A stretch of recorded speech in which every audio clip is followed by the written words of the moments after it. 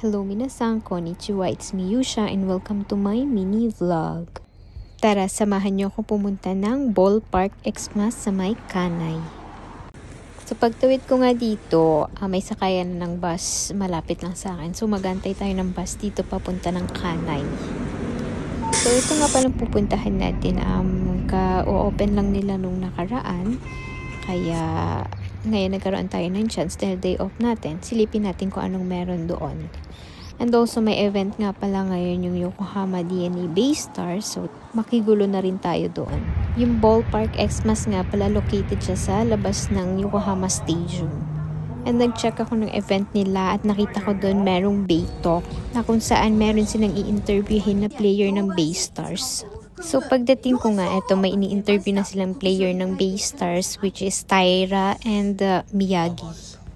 So they are both pitchers. Nagpunta nga pala ako dito mga hapon na, kaya hindi pa bukas yung mga illumination nila. At dahil nga may event yung Baystars, so dito sa labas may kita nyo sa TV kung anong ginagawa nila sa loob. Dahil wala nga tayong ticket, di tayo pwede pumasok sa loob. So sa labas lang tayo. Actually, wala talaga sa plano yung pagpunta ko dito. Sadyang na-curious lang talaga ako dun sa Beto kung sino yung i-interviewin nila. Kaya talagang pinuntahan ko. At alam naman siguro ng marami na fans ako ng Baystars. So, ayan. As you can see, maraming pwedeng mabili dito. Mga souvenir, pagkain. And nakita ko nga dun sa program nila, madaming guests na pupunta dito para mag-entertain ng mga tao. And also, free lang pala pumasok dito. Walang bayad. Better siguro kung pupunta kayo dito mga gabi na para makita nyo talaga yung illumination.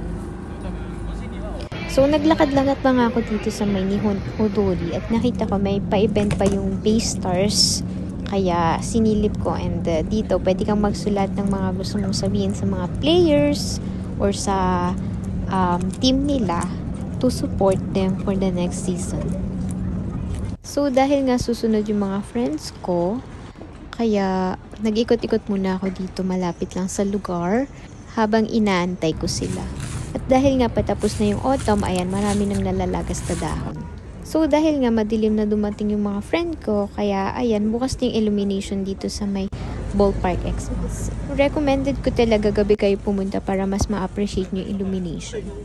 So, ito pala yung mga friends ko, si Michael at saka si Ivy. Vlogger yan, vlogger. So, ayan, as you can see, ang ganda niya talaga. At hindi lang ito ang illumination dito sa Yokohama, madami pa.